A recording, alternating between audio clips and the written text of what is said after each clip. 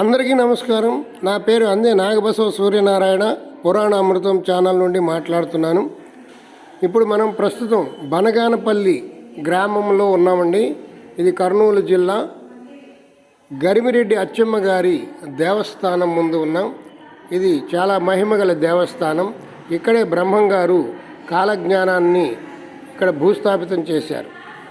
వీరబ్రహ్మేంద్ర స్వామి వారు గరిమిరెడ్డి అచ్చమ్మ అనే ఈమె దగ్గరే గోవుల కాపరిగా బాల్యంలో పనిచేస్తూ ఆ గోవులన్నింటినీ రవ్వలకొండ దగ్గరికి తీసుకెళ్ళి రవ్వలకొండ మీద మేపుతూ అక్కడ కాలజ్ఞానాన్ని వ్రాశారు శ్రీ బ్రహ్మం గారు. ఆ రవ్వలకొండ వీడియో కూడా మనం ముందు చూడవచ్చు ఇందులోనే. ఇప్పుడు గరిమిరెడ్డి అచ్చమ్మ గారి ఆలయంలోకి ప్రవేశిద్దాం రండి. చూడండి, గోపురం ఇది. ఈ అచ్చమ్మ గారి ఆశ్రమంలో రాత్రి కూడా బస చేయవచ్చు. అక్కడ పడుకోవడానికి ఫ్యాన్ సౌకర్యం అన్నీ ఉంటాయి. ₹1 కూడా రుసుము తీసుకోరు. మనకి తోచింది ఇచ్చి మనం నైట్ అంతా బస చేయవచ్చు. స్నానానికి అన్నిటికీ కూడా సౌకర్యంగా ఉంటుంది. ఈ చుట్టుపక్కల వాళ్ళందరూ కూడా ఇక్కడికే వచ్చి బస చేస్తూ ఉంటారు. లోనికి వెళ్దాం రండి. ఆలయంలోకి వెళ్దాం రండి. ఓం నమ శివాయ. ఓం వీరబ్రహ్మేంద్ర స్వామి అయి నమ. ఓం వీరబ్రహ్మేంద్ర స్వామి అయి నమ. ఓం పోతులూరి వీరబ్రహ్మేంద్ర స్వామి అయి నమ. అటు ఇటు 2 ఏనుగుల యొక్క శిల్పాలను పెట్టారు. అలాగే నారదుడి యొక్క శిల్పం కూడా పెట్టారు. మనకు ఎదురుగుండా కనబడుతున్నది గరిమిరెడ్డి అచ్చమ్మ గారి శిల్పం. ఆమె పోతులూరి వీరబ్రహ్మేంద్ర స్వామి వారికి ఆవులను కాయుటకు అవకాశం ఇచ్చింది. ఆ తరువాత ఆ వీరబ్రహ్మేంద్ర స్వామి చాలా గొప్పవాడని తెలుసుకొని, ఆయన మహిమలు తెలుసుకొని ఆయనకు భక్తురాలయ్యి పరమభక్తురాలయ్యింది. ఆయన వ్రాసినటువంటి కాలజ్ఞానం ఇక్కడ చింత చెట్టు కనబడుతుంది. ఆ చింత చెట్టు క్రింద ఆ కాలజ్ఞానాలన్నీ కూడా భూస్థాపితం చేసి దానిపైన ఒక చింత చెట్టు నాటారట వీరబ్రహ్మేంద్ర స్వామి.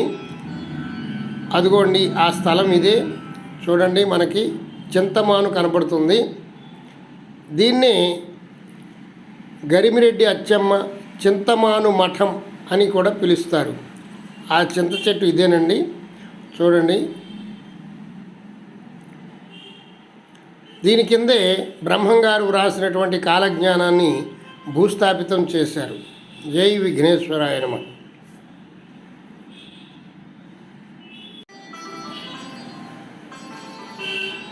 ఈ చింతమాను వెనకాలే వీరబ్రహ్మేంద్ర స్వామి వారి విగ్రహాన్ని బంగారు పూతతో ఇక్కడ అమర్చడం జరిగింది.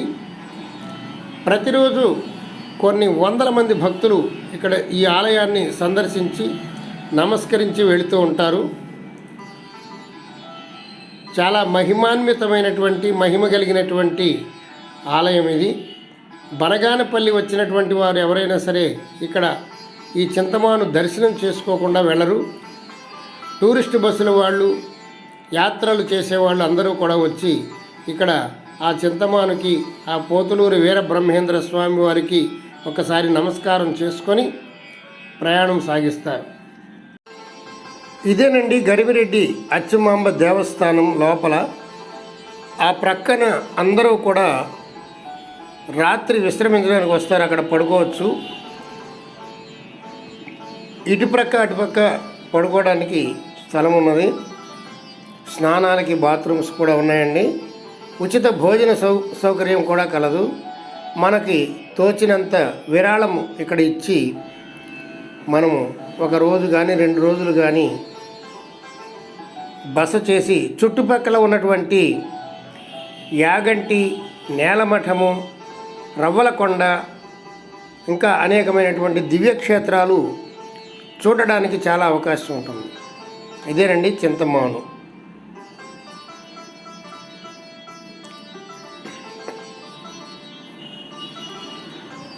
గరిమిరెడ్డి అచ్చమ్మ దగ్గర వీరబ్రహ్మేంద్ర స్వామి వారు కొన్ని ఆవులను కాచుకుంటూ వారు పెట్టేటువంటి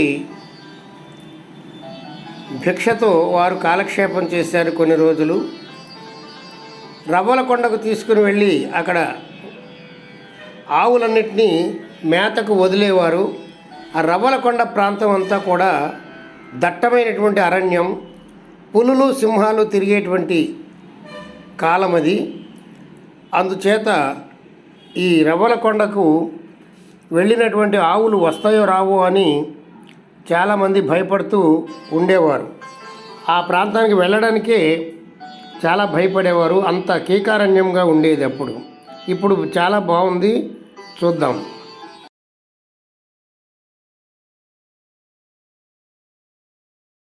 ఇక్కడ మొట్టమొదటిగా ఈ గ్రామంలో కానీ ఈ చుట్టుపక్కల గ్రామాల వారందరూ కూడా పెళ్లి చేసుకునే ముందు పెళ్లి కూతురుని కానీ పెళ్లి కొడుకుని కానీ ఈ ఆలయానికి తీసుకొచ్చి ఆ వీరబ్రహ్మేంద్ర స్వామి వారికి దర్శనం చేయించి అక్కడ నమస్కారం చేసుకొని కొబ్బరికాయలు తీర్థప్రసాదాలు తీసుకొని కొబ్బరికాయలు సమర్పించి ఆ తర్వాత పెళ్ళికి వెళ్ళడం జరుగుతూ ఉంటుందండి. వీళ్ళందరూ కూడా పెళ్లి బృందం. మొట్టమొదట మనకి పెళ్లి కూతురు కనిపించింది, అదిగోండి పెళ్లి కూతురు. ఆ తీర్థప్రసాదాలు తీసుకొని ఆ తర్వాత పెళ్లి మండపానికి వెళ్ళడం ఇక్కడ ఆనవాయితీ. అలాంటి కార్యక్రమం చేసినటువంటి వారికి శుభం జరుగుతుంది, అందులో సందేహం లేదు. వీళ్ళందరూ పెళ్లి బృందం.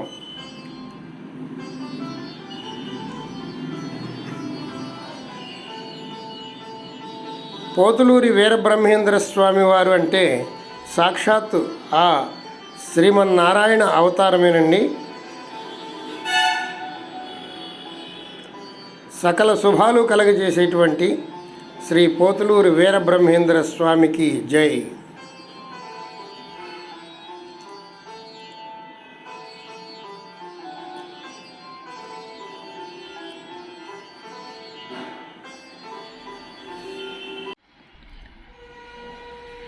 పోతులూరి వీరబ్రహ్మేంద్ర స్వామి వారి చింత చెట్టు మాను దగ్గర ఉన్న విగ్రహం. దీనికి ఎదురుగుండానే చింతమాను ఉన్నది. చూడండి, చింతమాను.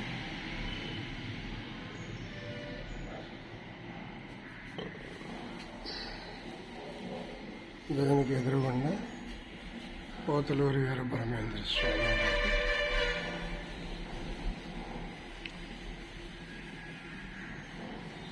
హర హర మహాదేవ శంభో శంకర.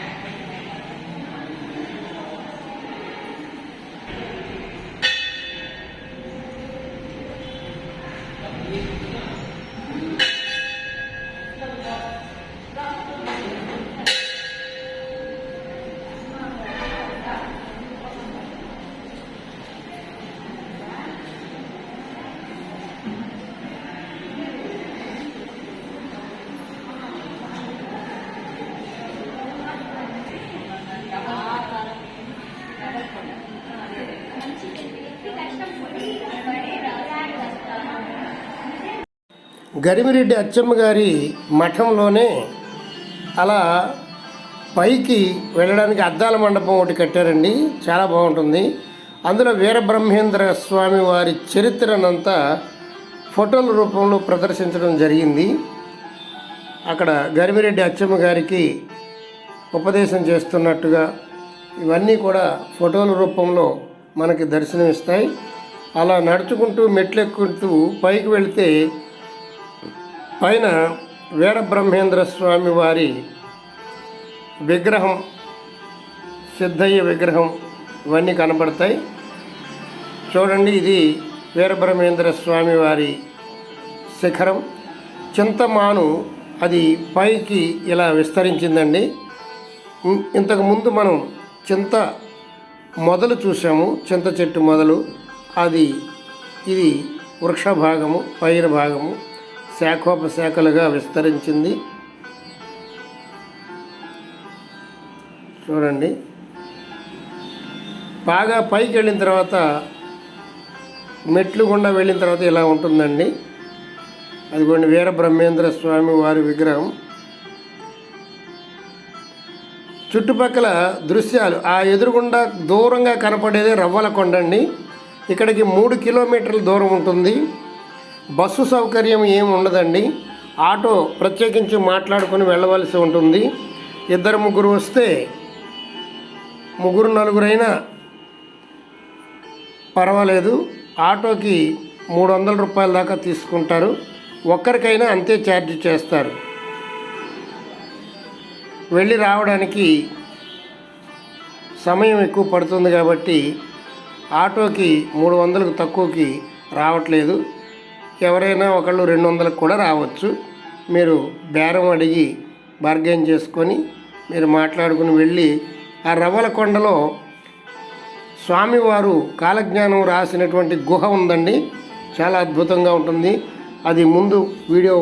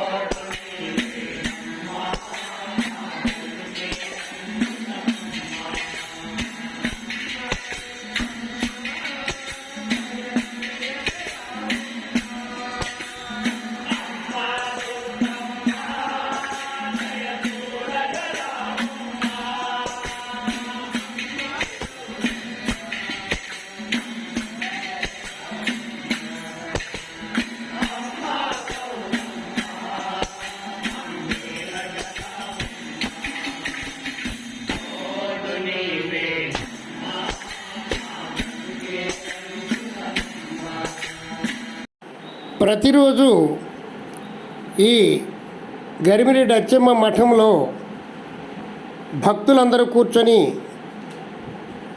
భజన చేస్తూ ఉంటారండి. ప్రతిరోజు 8 గంటల నుంచి 9 గంటల వరకు ఆ భగవంతుని యొక్క భజన చేస్తూ ఉంటారు. ప్రతిరోజు ఈ కార్యక్రమం జరుగుతుంది. అలాగే ప్రతి శుక్రవారం స్వామివారికి పల్లకీ సేవ జరుగుతూ ఉంటుంది. స్కిప్ చేయకుండా వీడియోని చివరి వరకు చూడండి. స్వామివారి పల్లకీ సేవ ఇప్పుడు ముందు మనకి రాబోతుంది.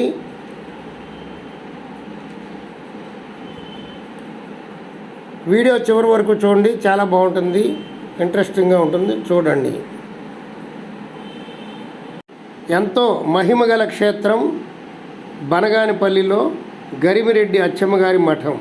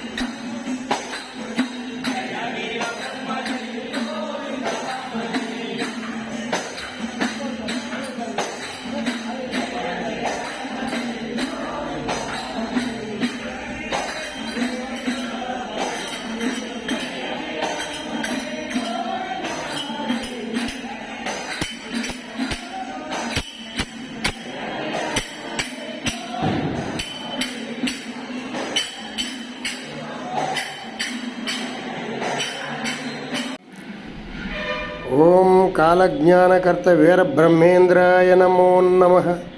ఓం పోతులూరు వీరబ్రహ్మేంద్ర స్వామియై నమః. ఓం పోతులూరు వీరబ్రహ్మేంద్ర స్వామియై నమః.